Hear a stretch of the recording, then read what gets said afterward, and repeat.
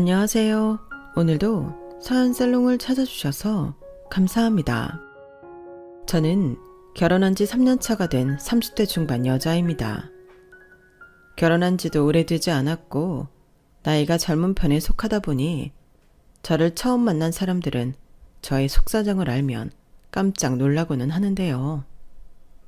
사실 지금 함께 살고 있는 남편은 초혼이 아닌 재혼한 남편이거든요.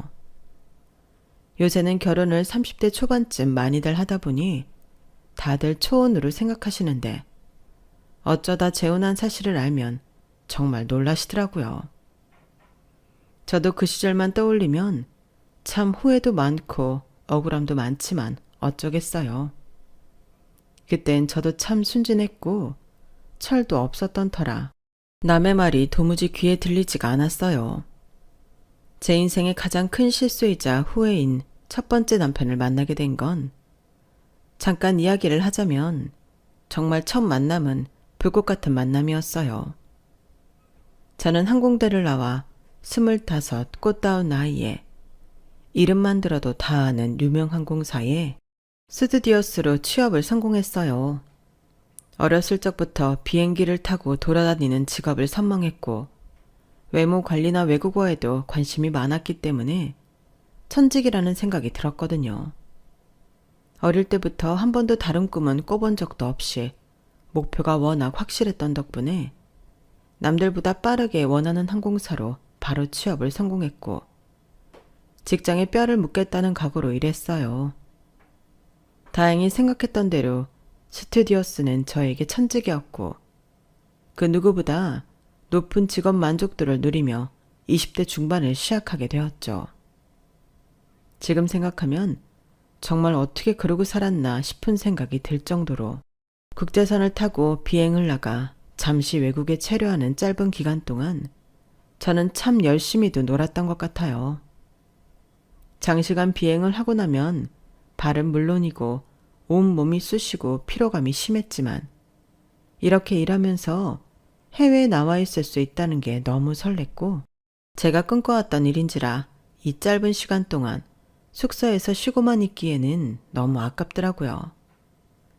같이 비행한 동기들이 혀를 내두를 정도로 저는 그 시간을 알차게 돌아다녔어요.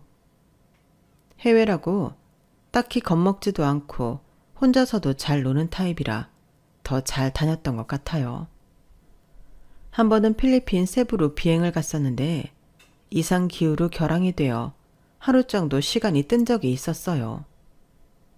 날씨가 별로 좋지 않다 보니 다들 숙소에 있는데 저는 그 시간마저 괜히 아쉬워서 근처에 있는 마트에 잠깐 나갔다가 들어오는 길에 우산을 날려먹었어요. 비가 쏟아지는데 순간적으로 바람이 강하게 불어서 우산을 놓쳐버렸던 거죠. 그때 어떤 남자가 와서 우산을 씌워줬는데 한국분인 것 같더라고요. 비행을 하면서 하도 여러 나라의 사람들을 보다 보니 대충 느낌만 봐도 어느 나라 사람인지 촉이 오던 때였거든요. 감사합니다. 혹시 한국분이세요? 네, 어떻게 하셨어요? 그냥 느낌으로요. 그래요? 신기하네. 어디까지 가세요? 저는 이 앞에 건물까지만 가면 돼요. 정말 감사합니다. 별 말씀을. 같은 한국분이라니까 더 뿌듯하네요. 제 나이 또래쯤 되어 보이는 젊은 남자였는데 키도 크고 남자다운 외모에 여유로운 태도까지. 저도 혈기왕성한 나이였다 보니 순간적으로 심장이 덜컹하는 느낌이 들면서 묘하게 설레더라고요. 스튜어디스 근무 특성상 스케줄 근무를 하다 보니 생각보다 외부 사람을 자주 만날 기회가 없어서 승객들 외에는 또래 이성을 만난 지가 꽤 되었는데 이렇게 해외에서 한눈에 호감인 남자를 만나게 되니 좀 갈등이 되더라고요. 연락처를 물어보지 못하면 평생 후회할 것 같았는데 도무지 입이 떨어지질 않았어요. 지금 와서야 하는 말이지만 어릴 때는 우산을 제 쪽으로 좀 더 기울여 준다든지 차도에서 자리를 안쪽으로 밀어준다든지 그런 아주 사소한 매너에도 마음이 혹하잖아요. 좀 우습지만 그때의 저도 그랬어요. 혼자서 타국에서 만난 낯선 남자의 그런 모습들에 설레면서 연락처를 물어볼까 말까 고민만 하다가 결국은 목적지까지 도착을 해버리고 말았죠. 마지막까지 우물쭈물 하다가 결국은 물어보지 못하고 헤어졌어요. 바보같이 감사하다는 말만 반복하고 끝이 나버렸죠. 그날 밤 잠자리에 들면서도 아쉬워서 그런지 계속 생각이 나더라고요. 어차피 다시 볼 일도 없는 사람이라 까여도 그만인데 왜 용기를 못 냈을까 싶어서 너무 속상하더라고요. 그래도 이미 끝난 일이니 잊자 싶어서 얼른 자버렸는데 다음날 기가 막힌 우연이 일어났어요. 한국으로 돌아가는 항공편 비행을 하는데 그 남자가 승객으로 탔더라고요.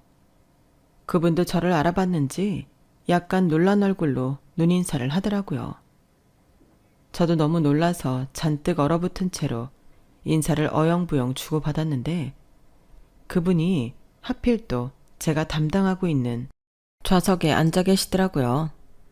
이번이 정말 마지막 기회구나 싶어서 괜히 긴장이 되고 떨리는 와중에 그래도 일하는 중인데 이런 걸 해도 되는 건가 싶어 차마 발걸음이 안 떨어졌어요. 다른 승객분들의 눈이 신경 쓰이기도 했고요. 이렇게 좋은 기회가 왔음에도 상황이 따라주지 않는 기분이 들어 이 사람과 내가 인연은 아닌가 보다 하고 넘기려고 마음먹고 있던 중 기내식을 배급하는 시간이 다가왔어요. 그분께 기내식을 건네드리는데 갑자기 제 손에 뭔가를 쥐어주더라고요. 사람이 없는 곳으로 가서 펼쳐보니 본인 연락처를 적은 쪽지였어요. 한국에 도착해서 연락 한번 달라는 간단한 내용과 함께요. 정말 오랜만에 가슴이 뛰더라고요. 그 쪽지를 받고 나서 비행기를 타고 한국으로 돌아가는 시간 내내 마치 기내에 저와 그 사람 단 둘만 있는 것 같은 착각이 들 정도였어요. 그렇게 비행이 끝나고 내릴 때가 되어 승객분들께 인사를 드리는데 그분이 제 앞에 와서 짤막하게 인사를 했어요. 반가웠어요. 또 봐요. 언제 볼 줄 알고 그런 말을 하는지 묘하게 본인이 준 연락처에 제가 연락을 할 거란 걸 아는 것처럼 굴어서 얼굴이 화끈거렸어요. 그렇게 연락처를 받고 일주일 정도는 정말 골머리를 싸매고 고민을 했어요. 고작 외국에서 우산 씌워준 게 다인데 이런 남자를 뭘 믿고 연락을 하나? 믿을 만한 사람일까? 별의별 생각이 다 들더라고요. 타지에서 굳은 날씨에 나눠 쓴 우산이나 다음날 우연히 비행기에서 제외한 점이나 몰래 쪽지를 주고받은 것까지 전부 저한테 일어날 거라고는 상상조차 하지 못했던 로맨스 영화 속 한 장면처럼 느껴져서 도무지 정신을 못 차리겠더라고요. 하지만 이런 경험이 흔치 않은 것인 만큼 시간이 흐를수록 일단은 한 번 더 만나보고 결정해야겠다는 생각이 점점 커졌어요. 일생에 이렇게 설레고 떨리는 경험을 할 기회가 한 번 더 올 거란 보장이 없는데 이대로 흘려보내기에는 아깝더라고요. 결국 용기 내어 연락을 하게 됐고 쉬는 날에 맞춰 약속을 잡았어요. 남자는 제 생각보다는 나이 차이가 좀 나더라고요. 7살 연상이었고 알고 보니 대치동 유명 학원에서 1타 강사로 이름을 좀 알린 사람이었어요. 인터넷 강의도 찍는다고 하는데 어쩐지 일반인 치고는 훨씬 멀끔한 느낌이 확실히 방송에 나올 법한 스타일이더라고요. 강의 후기 같은 걸 찾아보니 잘 가르치고 인기도 많은 선생님이라는 평이 많아서 호감이 더 갔어요. 나이 차이가 좀 걸리긴 했지만 워낙 배려가 몸에 배어있는 자상한 사람이라 금방 마음의 문이 열렸고 첫 만남부터 강렬했던 이끌림에 금방 연인 사이가 됐죠.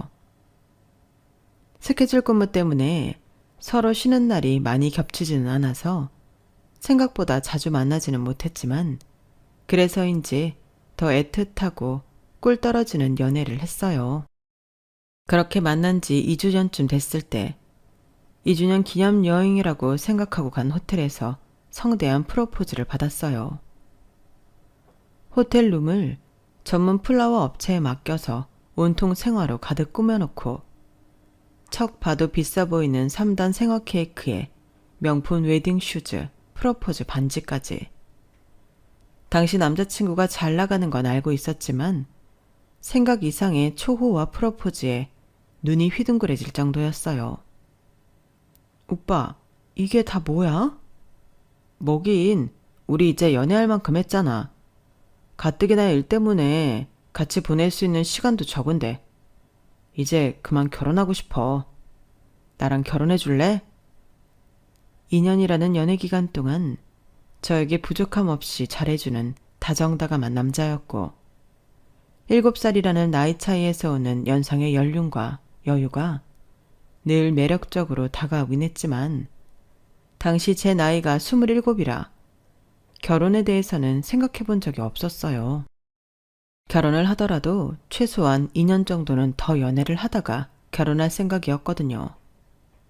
앞서 말했듯 실제로 만나서 함께 시간을 보낼 수 있는 시간이 많지 않았다 보니 횟수로는 2년이어도 체감상 그 정도 사귀었다는 느낌이 잘 안 들기도 했고요. 나도 결혼을 한다면 오빠랑 하고 싶기는 한데 아직 결혼에 대해서 생각해 본 적이 없기는 해서. 어차피 나랑 할 생각이면 하루라도 빨리 해서 같이 사는 게 낫지 않아? 우리 맨날 떨어져 있는데 살림이라도 합치면 좀 더 보는 시간이 생길 거 아냐. 매번 밖에서 만나는 것도 힘들고. 내 나이도 이제 34이라 집에서도 결혼하라고 난린데 더 이상 결혼을 미루긴 힘들 것 같아. 그제서야 정신이 좀 들더라고요. 정신 차려보니 남자친구 나이는 30대 중반을 넘어가고 있다는 걸요. 눈앞에 펼쳐진 화려한 프로포즈 현장과 애절한 남자친구의 눈을 보니 도저히 거절할 엄두도 안 났을 뿐더러 세상에 이런 프로포즈를 받을 수 있는 여자가 몇이나 될까 싶어서 행복한 마음에 잔뜩 취해 앞을 내다볼 생각은 미처 못했어요. 당연하게도 집에서는 연애 경험도 별로 없는 제가 남들보다 어린 나이에 나이 차이가 나는 남자와 결혼을 하겠다고 하니 반대를 하셨어요. 하지만 당시 전 첫 남편과의 첫 만남부터 연애하던 기간까지 모든 게 다 운명처럼 느껴졌기에 부모님의 반대도 무릅쓰고 결혼을 강행했죠. 원하는 게 있으면 무슨 수를 써서라도 쟁취하고 마는 제 성향을 잘 아는 부모님으로선 제가 강하게 나오니 어느 시점부터는 더 이상 반대를 못 하시더라고요. 다만 부모님께서 원하던 결혼은 아니니 지원은 못 해주시겠다고 하더라고요. 저는 그것조차도 쿨하게 넘겼어요. 하지만 남자친구에게 그 사실을 얘기하자 별로 좋아하는 기색이 아니더라고요. 지원을 아예 안 받아서 되겠어? 아무리 비행하면서 모아둔 돈이 있다곤 하지만. 오빠도 모아둔 돈 있고 내가 모은 돈도 꽤 되니까 이 정도면 둘이 살 정도는 되는 거 아니야? 뭐 못 살 정도는 아니긴 한데 아무래도 지원 받을 수 있으면 받는 게 낫기는 하지. 그럼 어떡해. 오빠 나이 많다고 반대하는데. 결혼하려면 우리끼리 알아서 하라는데 그럼 오빠랑 결혼 포기할까? 그런 뜻이 아니잖아. 그냥 받을 수 있으면 받으면 좋은 건데 아쉽다 이 얘기지. 어떻게든 집안 반대 무릅쓰고 결혼하려고 노력하는데 저런 소리나 하니 좀 실망스럽더라고요. 하지만 늘 그렇듯 금방 화해를 했고 결혼까지 별 탈 없이 진행하게 됐어요. 그때까지만 해도 별다른 이상한 기색은 눈치채지 못했어요. 남편에게는 홀어머니가 계셨는데 제가 어리니 막내딸을 얻은 것 같다면서 예뻐라 해주셨거든요. 사실 어머니를 처음 뵙고 인사드렸을 때만 해도 홀어머니 있는 남자는 안 된다. 결혼하기 전에는 잘해줘도 결혼하고 나면 돌변하는 시어머니들 있다. 이런 흔한 이야기들은 어디 내려오는 괴담쯤으로 여겼어요. 실제로 제가 만나본 어머님은 전혀 안 그러셨고, 제가 생각해도 나이가 훨씬 어린 스스로가 아깝다는 생각이 들었으니 시어머니께서도 당연히 그렇게 생각하고 절 대해 주실 줄 알았거든요. 하지만 결혼 생활은 생각보다 호락호락하지 않더군요. 남편은 결혼한다고 혼자 살던 오피스텔을 정리하고 집을 사겠다더니 갑자기 대출이 부담된다며 부모님 집으로 짐을 옮겼어요. 그게 결혼식을 올리기 고작 넉 달 전의 일이라 저는 정말 당황스럽더라고요. 아니, 집을 구하고 오피스텔을 정리하던가 하지. 냅다 짐부터 빼면 어떡해. 어차피 이사할 거 왜 두 번 움직여? 지금 집 함부로 사기 좋은 때가 아닌 것 같아서 좀 타이밍을 보려고. 엄마 집 내가 해드린 거라 내 집이나 다름없어. 잠깐 여기서 같이 살면서 집 알아보자. 저도 일이 일인지라 서울에 붙어 있을 수 있는 날이 많지 않아서 집은 남편이 알아보기로 해서 믿고 맡겨놓은 상태였는데, 결혼식이 얼마 안 남은 시점에 상의도 없이 그런 결정을 내리고 통보하니 말문이 막혔어요. 당장 만나서 이야기하고 싶어도 상황상 그러기가 힘들고, 유선으로 화내봤자 달라질 것도 없으니 뭐 하나 해결된 게 없는 채로 시간이 금방 흘러버리더라고요.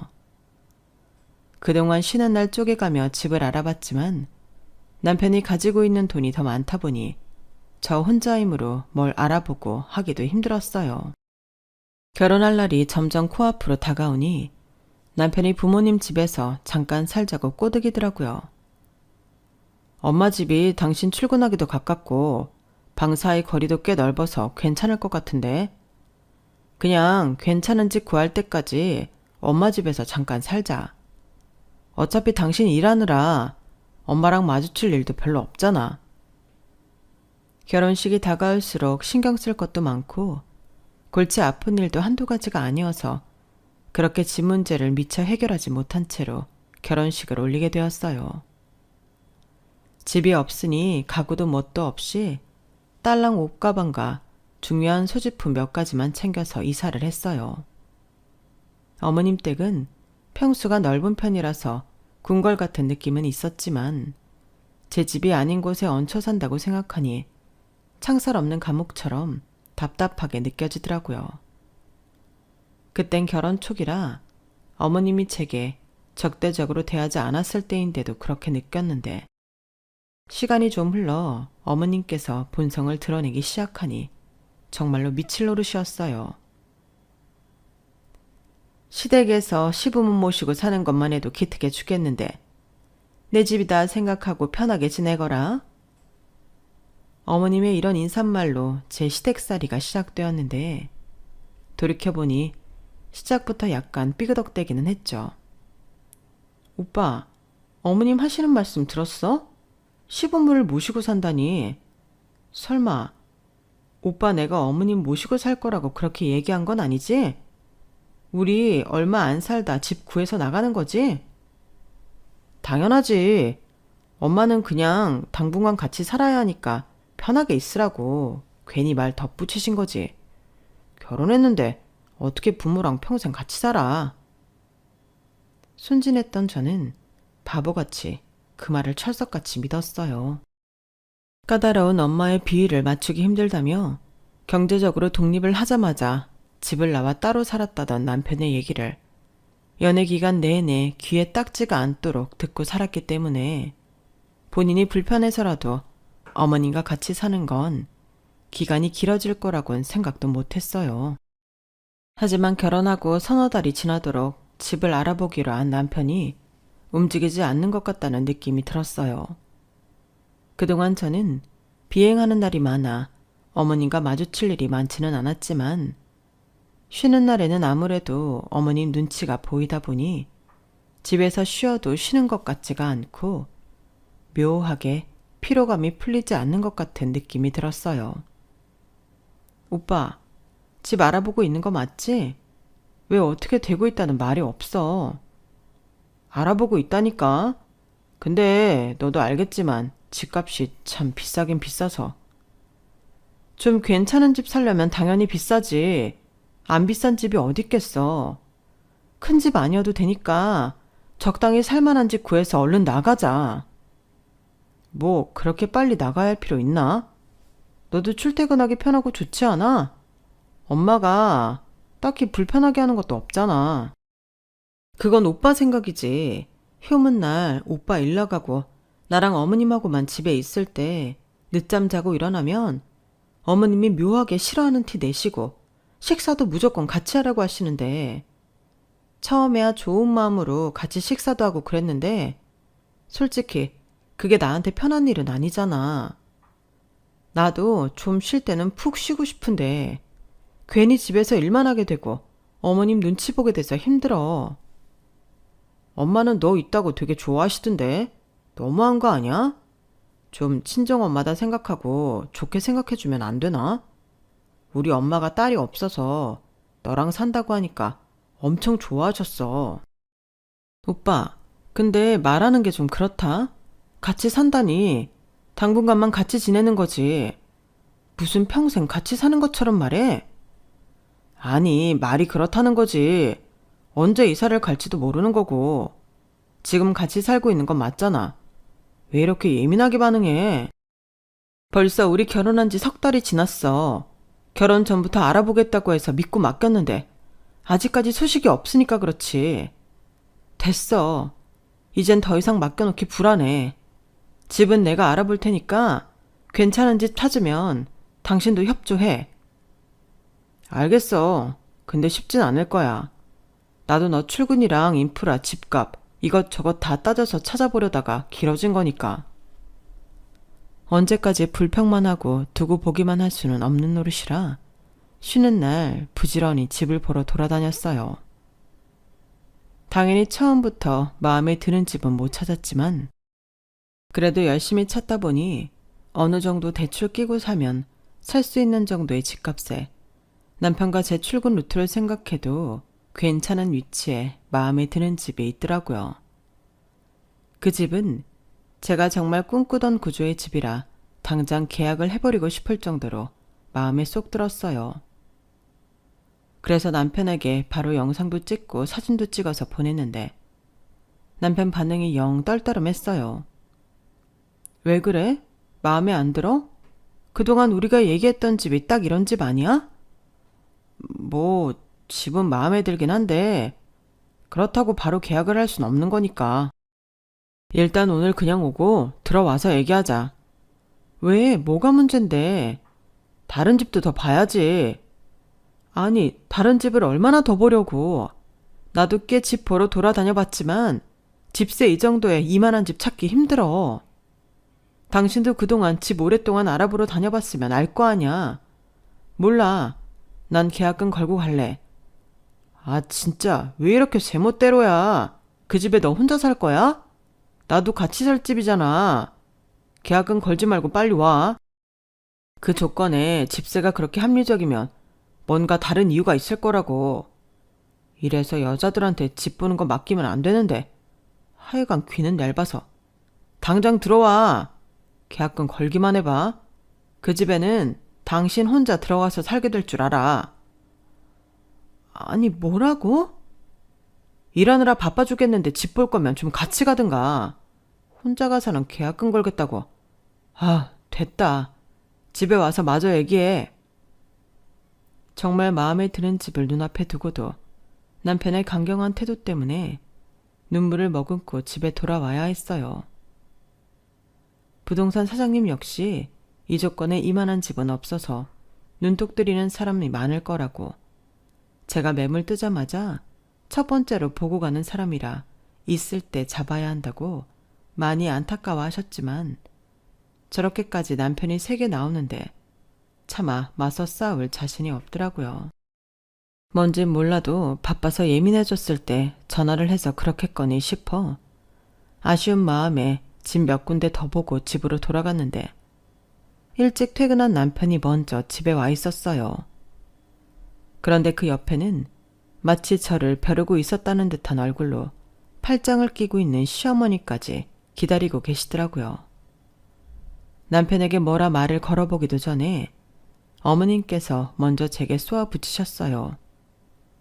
며느라, 너 이 집에서 나가려고 길을 쓴다면서? 그게 사실이냐? 네? 어머님, 뭔가 오해가 있으신 모양인데요. 길을 쓰고 뭐고 할 것 없이 그냥 더 늦기 전에 저희 신혼집을 알아보고 있는 것 뿐이에요. 뭐? 신혼집? 결혼하자마자 시어미 집에 얹혀 살았으면 여기가 네 신혼집이지. 어디가 신혼집이라는 거야? 어머님, 저한테 따지지 마시고요. 이 사람한테 못 들으셨어요? 저희 집 구하는 기간 동안만 어머님 집에서 신세 지는 거잖아요. 여기서 평생 어머님이랑 같이 살 순 없잖아요, 어머님. 여보, 내가 언제 그런 말을 했어? 당신도 어머님이랑 같이 사는 거 좋다면서. 같이 살기로 다 합의하고 들어와 놓고 이제 와서 왜 발뺌이야? 막상 같이 살아보니 불편해서 나가겠다고 하는 거잖아, 지금. 대체 지금 무슨 소리라는 거야? 내가 언제 어머님이랑 사는 게 좋다고 했어? 아니, 좋다고는 했지. 근데 그게 계속 같이 사는 게 좋다고 한 건 아니잖아.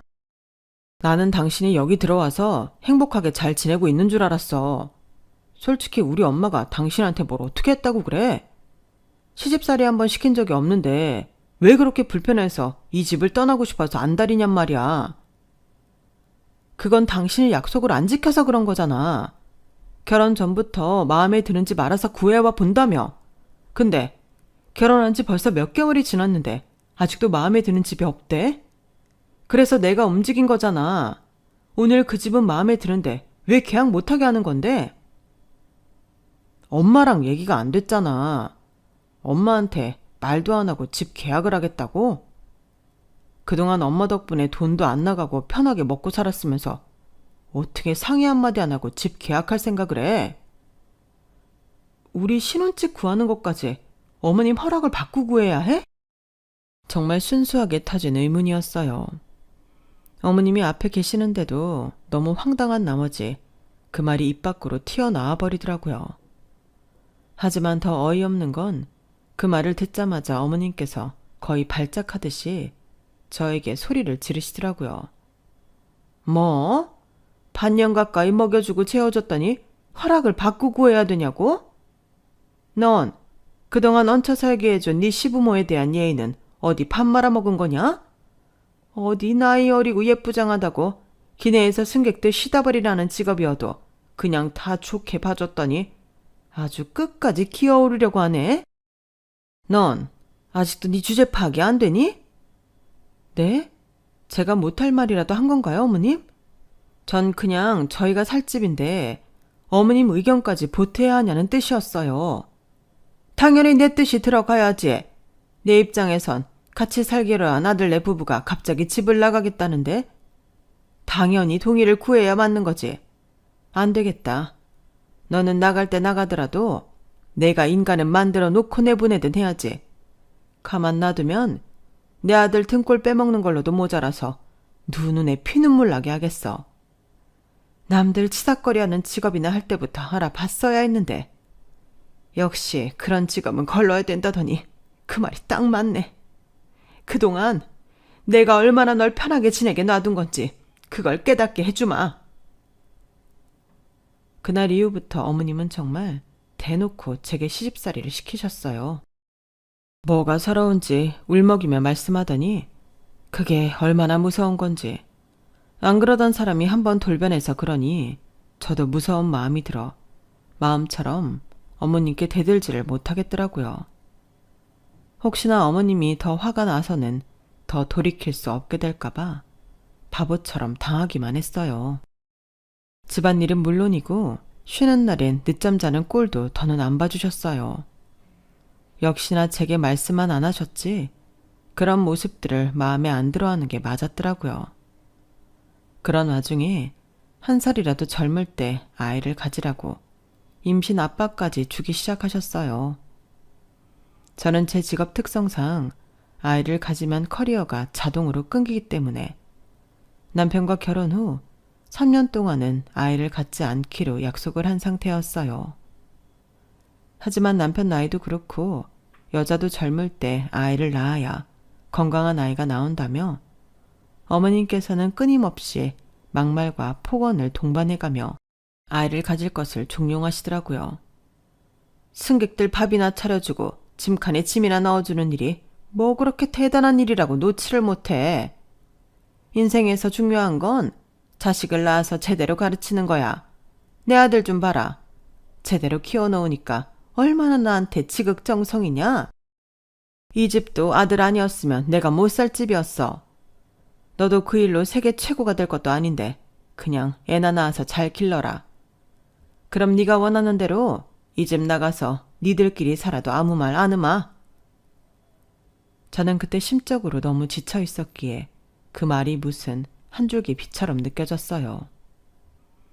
어차피 낳아야 할 아이 그냥 빨리 낳고 이런 상황에서 벗어나고 싶은 생각만 들더라고요. 어차피 임신을 시도해도 마음처럼 바로 되는 건 아니라는 걸 알고 있었기에 그 말을 듣고 난 후로 남편과 꾸준히 임신 시도를 했어요. 그런데 그땐 나이가 어려서 그랬는지 임신이 빨리 되더라고요. 시도한 지 한 달도 채 되기 전에 임신 판정을 받았고 얼마 못 가 일은 그만두게 됐어요. 그래도 임신을 하고 나니 확실히 어머님이 전보다는 저를 건드리지 않으셨죠. 오히려 집에서 임신한 몸에 좋다는 여러 영양제나 탕약을 지어다 주시고 집밥도 푸짐하게 차려주시는 등 엄청나게 잘해주기 시작했어요. 한참 어머님께 구박만 받다가 임신했다는 이유만으로 그렇게 따뜻한 대접을 받으니 눈물이 다 나더라고요. 그땐 당한 줄도 모르고 어머님의 호의에 감동받아서 어머님이 주시는 대로 다 받아먹었어요. 임신하니 어머님과의 관계도 좋아지고 있는 것 같다는 착각이 들어서 더 이상 예전으로 돌아가고 싶지가 않더라고요. 지금 생각하면 참 답답한 일이지만 그때 제 심정은 그랬어요. 부작용이 있었다면 어머님께서 손 하나 까딱 안 시키고 친정엄마 마냥 해주시는 음식들을 먹다 보니 살이 금방금방 쪘어요. 임신하고 나서 거의 20kg 정도 쪄서 아이를 낳고 난 뒤 제 몸을 원상복구 시킬 수 있을지 걱정이 들기 시작했죠. 그래도 출산이 곧인지라 우선 낳고 생각하자 했어요. 그런데 이게 무슨 운명의 장난인지 출산을 한 달 앞두고 원인도 모른 채로 아이가 뱃속에서 돌연 숨을 멈춰버렸어요. 그때의 기분은 정말 말로 표현할 수 없을 만큼 절망스러웠죠. 뱃속에 아이가 많이 자라있는 상태라서 출산을 하듯 꺼내야 하는 상황이었어요. 그때 생각을 하면 지금도 약간 숨이 가빠울 정도로 아직도 힘들어요. 자연분만으로 아이를 낳았는데 옆방에서 들려오는 아기 울음소리와는 달리 제 방에서는 아기가 태어나자마자 차가운 정적이 흘렀어요. 그때가 여름이라 절대 그럴 리 없었는데도 온몸에 한기가 돌아 덜덜 떨리더라고요. 아기에게 너무 미안한 마음에 얼굴이라도 보고 싶었는데 의사 선생님께서는 절대 안 된다며 안 보여주셨어요. 그 뒤로는 무슨 정신으로 아이를 장례를 치렀는지 모르겠어요. 저는 거의 정신이 반쯤 나간 채로 지냈던 것 같아요. 그런데 참 우습게도 아이를 잃자마자 어머님은 예전의 태도로 돌아왔어요. 이런 상황에 남편이라도 제게 힘이 되어줬다면 좋았을 텐데. 그런 큰일을 겪어도 남편도 참 안 변하더라고요. 저를 보호해주긴커녕 이 일의 책임을 제게 떠넘기게 바빴죠.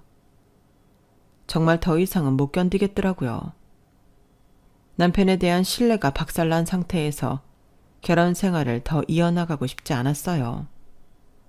그래서 백화점에 의류 판매직을 구한 뒤 이혼을 선언했어요. 어머님은 마지막까지 제게 상처가 될 말만 골라서 하더라고요. 아유, 봐라. 너 그렇게 뚱뚱해진 몸으로는 비행도 다시 못할 거고 고작 구한 게 또 그런 하찮은 일인데 우리 아들이랑 헤어지기까지 하면 네 인생 완전히 시궁창이야. 승무원 일 할 때 남자들이 쳐다나 봐줬지. 이젠 옛날처럼 남자들이 너 쳐다도 안 볼 거고 시집 한번 갔다가 돌아온 데다 재수없게 죽은 애 낳은 여자를 누가 거들떠나 봐주겠니? 이혼 같은 소리 하지 말고 그냥 살아. 그게 그나마 네가 살 길이야. 저도 어쩔 수 없이 사람이라 그런 폭언에 일일이 상처를 안 받을 수는 없었지만 계속 이렇게 살 수는 없다는 생각이 들었어요. 어머님은 본인 좋을 때만 잘해주시고 제가 조금만 뜻에 거스르면 온갖 막말로 상처를 주시는 분이었고 남편은 완전한 방관자였기 때문에 이제는 스스로를 지켜줘야겠다는 생각이 크더라고요. 솔직히 임신 후 망가질 대로 망가진 몸으로 뭘 다시 할 수 있으려나 불안하고 두려웠지만 이제라도 모든 걸 바로 잡고 싶다는 생각이 들었어요. 이대로 제 인생을 방치하기엔 제 나이가 너무 어리더라고요. 그래서 큰 마음 먹고 이혼 도장을 찍었고 백화점 일을 열심히 하면서 제 눈앞에 당장 주어진 일들을 해나갔어요. 이혼을 안 해주면 어쩌나 싶었는데 오히려 시어머니가 자존심이 생기에 도움이 됐어요. 어머님께서는 이혼하고 네가 과연 잘 살 수 있나 두고 보자는 악담으로 마지막 인사를 고했고 남편은 몸이 불어날 대로 불어난 제 몸을 보면서 혀를 찢찢 차며 이래서 새 출발을 할 수 있겠냐며 비아냥거리는 걸 마지막으로 다시는 보지 못했죠. 어떻게든 원하는 일은 스스로 힘으로 쟁취해내서 좋아하는 일을 했고 외모도 출중한 편에 속했던 제 모습에서 몸도 고생, 마음도 고생하느라 푸석푸석하고 뚱뚱해진 데다 좋아하던 일까지 잃어버린 제 모습을 보니 틈만 나면 우울감이 찾아왔어요.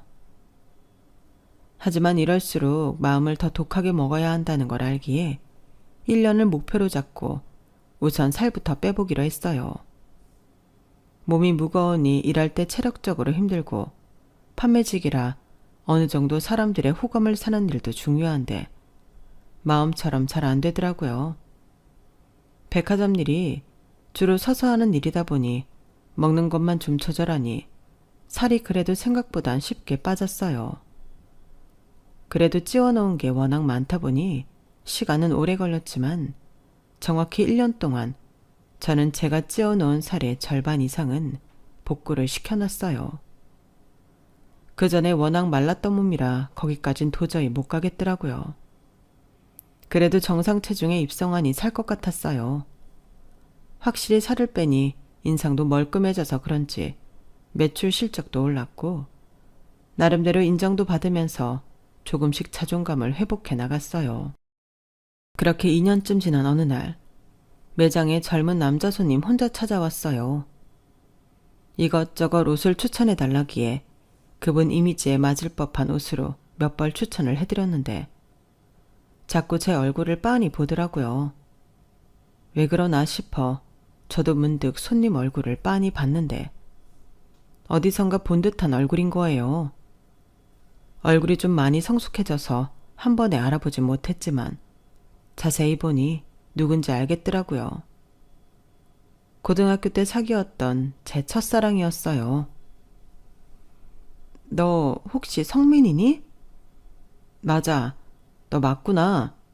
매장 지나가다 우연히 봤는데 아무리 봐도 너 같아서. 세상에, 이렇게도 만나는구나. 잘 지냈어?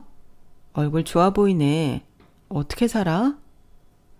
나는 최근에 부기장 됐어. 와, 정말 멋지다.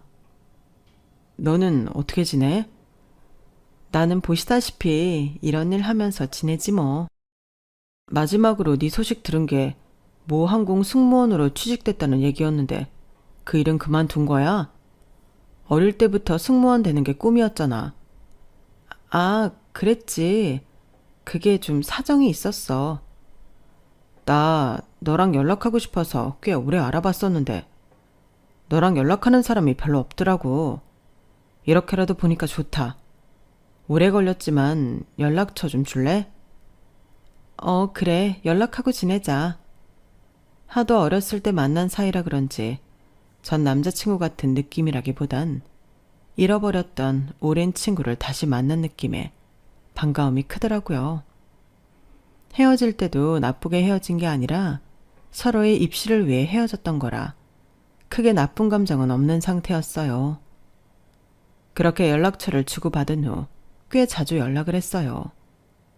그러다 보니 서로 심심하거나 외로울 때 언제든 통화할 수 있는 사이가 되었고 자연스럽게 다시 만나는 사이처럼 되어버렸죠.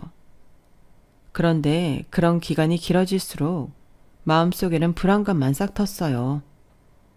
제가 한번 결혼했던 사실이나 유산했던 사실을 전혀 모를 텐데 알면 당연히 나를 떠나지 않을까 싶은 생각 때문이었어요.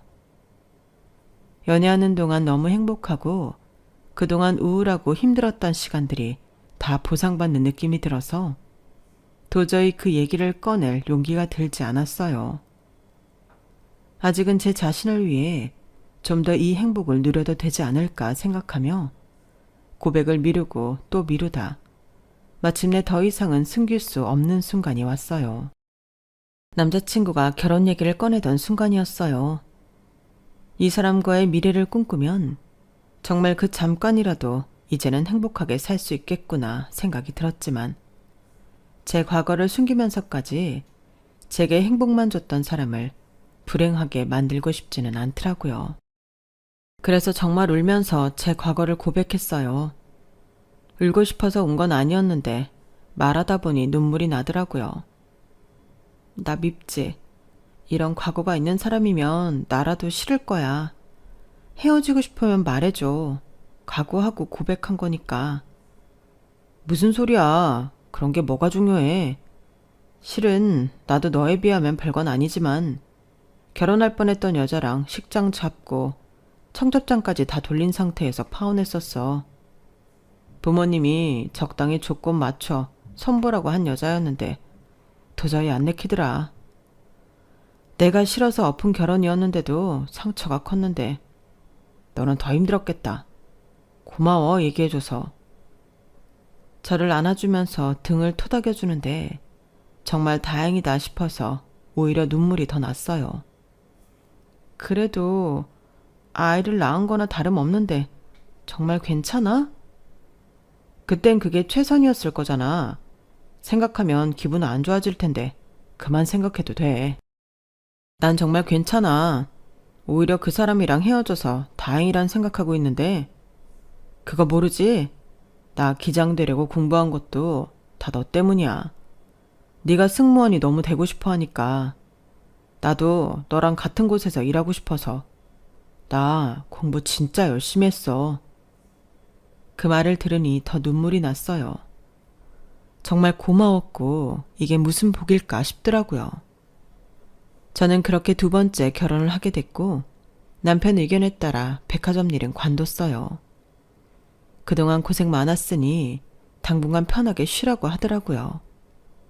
일은 얼마든지 하고 싶어지면 다시 준비해서 해보자고 용기도 줬어요. 남편은 직업이 직업이라 그런지 수입도 많았고 가족은 무료 비행이 가능해서 덕분에 틈틈이 해외여행도 많이 다녔고 쇼핑도 많이 했어요. 제가 앞만 보고 달려온 스타일이라 이렇다 할 취미가 딱히 없어서 그런지 남편이 쇼핑하는 돈만큼은 스트레스 받지 말고 쓰라고 쥐어줬어요. 그래서 심심하면 친정엄마와 백화점에 가서 가족들 입고 먹을 것들 쇼핑을 하다 보니 저도 모르는 새에 VVIP가 되어 있더라고요. 물론 제 것만 사느라 그런 건 아니고 남편과 시댁 식구들, 친정 식구들 것까지 챙기다 보니 그렇게 된 거긴 하지만 그래도 소비를 좀 줄이긴 해야겠다고 반성하고 있던 와중 시어머니의 생신이 다가와서 미리 예약해 놓았던 명품 가방을 찾으러 가는 날이 왔어요. 매장 오픈하자마자 찾으러 가는 일정으로 잡아놨는데 전날 일정이 너무 피곤했어서 촉박하게 눈을 떴어요. 그래서 부랴부랴 머리 묶고 대충 보이는 옷을 집어입고 갔는데 아무래도 명품관에 그렇게 대충 입고 오는 사람은 별로 없다 보니 다들 힐끔힐끔 쳐다보는 것 같았어요. 유독 시선이 느껴지는 쪽으로 저도 모르게 같이 쳐다봤는데 세상에 전 남편과 시어머니가 팔짱을 끼고 절 쳐다보고 있더라고요. 아유, 살이 너무 많이 빠져서 못 알아보겠다 싶었는데 너 맞구나? 그 짧은 시간 동안 얼마나 고생을 했길래 사람이 이렇게 홀쭉해져? 옷차림새는 또 그게 뭐야? 동네 창피하게. 아는 척하지 마시죠. 좋은 인연도 아닌데. 예, 너 어떻게 사는가 궁금했는데 이러고 사는 모습 보니까 안쓰러워서 그러지. 하긴 몸 버리고 마음 다치고 잘난 남편도 잃고 일자리도 잃었는데 제정신으로 살기가 힘들었겠지. 그래도 그렇지. 근데 당신이 여기 웬일이야? 여기 명품관인데 잘못 들어온 거지? 예, 딱 보면 모르겠니? 어떤 여자가 명품관에 저러고 와? 백화점에 일자리라도 구하러 왔나 보지. 근데 너 아무리 일자리 구하러 온 거여도 명품관 직원은 아무나 뽑는 줄 알아? 적어도 너 승무원 면접 봤을 때처럼 깔끔하게 차려 입고 와야 할 거 아니야. 누가 너 뽑아주겠니? 참, 어머님이나 당신이나 변한 건 하나도 없네요. 겉모습만 보고 사람 판단하고 아무것도 모르면서 비난부터 하는 천박함이. 정말 그때 이혼 안 했다면 어떻게 됐을지 아찔해요. 뭐? 천박? 말 다 했어? 거지같이 사는 주제에 입만 살아가지고. 아직도 네 주제를 모르겠어? 넌 여기 잘못 들어온 거고 우린 여기 쇼핑하러 온 거야. 나갈 거면 썩 나가. 너처럼 추잡한 애 꼴도 보기 싫으니까. 웃기지 마세요. 저도 쇼핑하러 온 건데요. 백 예약한 거 있어서 찾으러 온 거예요. 기분 더럽게 하지 말고 각자 볼일 보시죠. 뭐? 백? 명품 백? 네가 그럴 돈이 어디 있어서? 기장 남편 만나서 재혼했거든요. 뭐 잘나신 늙은 아드님은 재혼하셨으려나? 어떻게 살든 저랑은 상관없지만요. 말도 안 돼. 기장 남편이 널 왜 만나? 이젠 거짓말을 달고 사네? 못 믿겠음 따라와 보시든가요. 제가 도발을 했더니 시어머니가 순순히 걸려 저를 쫓아오시더라고요. 전 남편이 말리는 소리가 들림에도 시어머니는 뿌리치고 절 악착같이 따라왔어요. 전 보란듯이 주문해놨던 명품백을 찾아오는 모습을 보여줬고 전 시어머니는 말문이 턱 막힌 듯 했어요. 봤죠? 거짓말 아닌 거. 이제 좀 가세요. 저 잘 살고 있으니까 신경 끄시고요. 기장 남편이란 사람 너한테 속고 있는 거지. 아님 뭐 나이 많은 놈한테 시집갔나? 나이 많은 놈은 아줌마 아드님이고요. 제 남편은 동갑내기예요. 이제 좀 가주실래요? 전 벙찐 시어머니를 두고 VVIP 라운지로 들어왔어요. 통쾌하긴 해도 그냥 전시댁을 봤다는 것만으로도 불쾌해서 마음 좀 추스리고 가야겠다 싶더라고요. 라운지에 가서 커피 한 잔 시켜서 마시고 있는데 또 시어머니가 보이더라고요. 설마 여기까지 쫓아온 건가 싶어서 일하는 직원분을 불러다 시어머니를 가리켰어요. 아니, VVIP 아닌 외부인이 여기 들어와도 되는 거예요? 저 사람 좀 내보내주세요. 저 따라 들어온 사람이에요. 네? 저분은 오늘 면접 보기로 하셨던 분이신데. 뭐 때문에 그러세요, 고객님? 뭐라고요? 저 사람 여기서 일해요? 아, 저 많이 불편한데. 꼭 여기서 일 시켜야겠어요. 잠시만요. 그럼 제가 가서 말씀드릴게요. 직원분이 책임자에게 가서 뭐라고 속닥거리더니 시어머니에게 나가달라는 제스처를 취하더군요. 그때 딱 시어머니와 눈이 마주쳤어요. 시어머니는 편한 옷차림으로 라운지에 앉아 커피를 마시는 저를 보고 실시간으로 혈압 오르는 모습이 보이더라고요. 아니, 제가 왜 나가요? 저 오늘 여기 면접 보러 온 건데. 그러니까요. 저희 고객님께서 불편해 하시는 분이라고 여기서 일 안 하셨으면 좋겠다고 해서 면접은 취소해야 할 것 같습니다. 백화점은 고객님들께 서비스를 제공하는 곳인데 그 중에서도 VVIP 분께서 저렇게 불편해 하시니 어쩔 수가 없을 것 같네요. 아줌마, 저보고 여기 일자리 구하러 왔냐더니 막상 일 구하러 온 건 아줌마네요? 잘난 아드님이 요즘은 용돈 안 주시나 보죠? 뭐? 아줌마? 이제 남남인데 아줌마지 뭐예요? 아, 아줌마 나이는 아닌가? 할머니? 야, 너 진짜 미쳤어? 어디서 남자 하나 꽃뱀처럼 물어서 잘난 척이야. 내가 그 기장인지 뭔지 하는 인간 찾아내서 네 과거 싹 다 말할 거야. 이게 보자보자니까 아주 사람을 뭘로 하는 거야? 여기 이 아줌마 당장 끌어내. 아줌마, 오늘 면접은 없었던 걸로 하죠. 기회를 드리고 싶어도 저희는 고객님께 고래고래 고함치는 분이랑은 같이 일 못합니다. 책임자가 직원분께 눈짓을 했고 직원분이 쫓아와 시어머니를 쫓아냈어요. 나중에 알고 보니 전 남편이 저와 결혼했던 기간 동안에도 사업장에서 여직원들 2명과 번갈아가며 불륜을 저지르다 그게 회사에 밝혀진 모양이더라고요. 그걸 여직원 둘이 의기투합해서 공론화시켰고 그게 인터넷에 퍼지면서 큰 문제가 되어 매출의 직격탄을 맞고 사업이 망한 모양이었어요. 저는 정말로 명품을 사러 온 줄 알았는데 막상 망해서 일자리나 구하러 온 건 본인이면서 끝까지 저를 무시하려고 든 시어머니를 생각하니 참 괘씸하더라고요. 물어보니 청소 일을 구하러 오셨던 분이라는데 좋지 않은 인성 덕에 일자리도 구하지 못하고 참 사람 인생 어찌 될지 알 수가 없는 것 같아요. 명품 백을 사고 나오는 모습이나 VVIP 라운지에서 커피를 마시면서 눈이 마주쳤을 때 통쾌함은 아직도 이루 말할 수 없이 짜릿하네요. 다시는 그 추잡한 얼굴 제 인생에서 안 비쳤으면 좋겠어요. 제 이야기는 여기까지입니다. 들어주셔서 감사합니다. 항상 행운 가득한 하루하루 보내세요. 건강하시고요.